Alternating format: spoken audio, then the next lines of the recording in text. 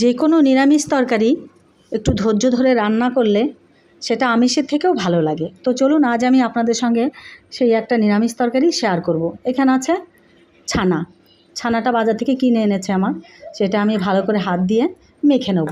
কাঁচা লঙ্কা, আদা কুচি, জিরে ধনের গুঁড়ো, নুন, স্বাদ মতো একটু চিনি, এটা দিয়ে ভালো করে মেখে নেব। গোল গোল বল শেপ করে নেব। এইভাবে দেখুন, এইভাবে গোল গোল বলের মতো করে নেব। আমি আগের দিন ছোলার ডালটা ভিজিয়ে রেখেছিলাম, সেটা ভালো করে ধুয়ে মিক্সিতে ভালো করে পেস্ট করে নিয়েছি। একটু নুন দিয়ে হলুদ দিয়ে ভালো করে পেস্ট করে নিয়েছি। কড়াইতে আমি ঘি দিয়ে কাজু কিশমিশটা ভেজে তুলে নেব। তুলে নিয়ে কড়াইতে আমি সর্ষের তেল দিলাম, দিয়ে এবার ওই ছানার বলগুলো সুন্দর করে ডালের পেস্টটা লাগিয়ে ভেজে তুলে নেব লাল লাল করে।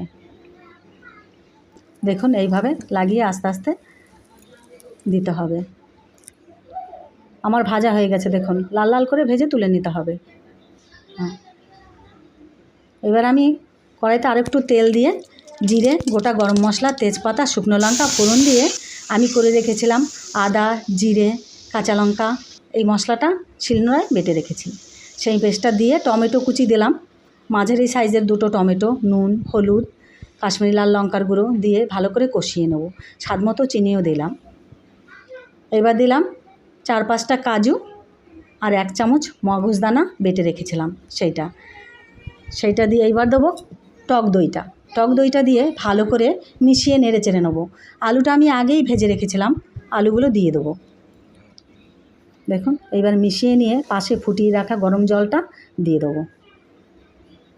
জলটা একটু বেশি লাগবে, এতে বড়াগুলোতে জল টানবে, তো সেই জন্য একটু জল বেশিই দিতে হবে। এবার ঢেকে দিয়ে ঢাকনাটা খুলে নিলাম। এবার আস্তে আস্তে বড়াগুলো আমি ছেড়ে দেবো। দেখবেন বেশি নাড়াচাড়া করবেন না, তাহলে কিন্তু বড়াগুলো ভেঙে যায়। 2 মিনিট ঢাকা দিয়ে রেখে খুলে নিলাম ঢাকনাটা।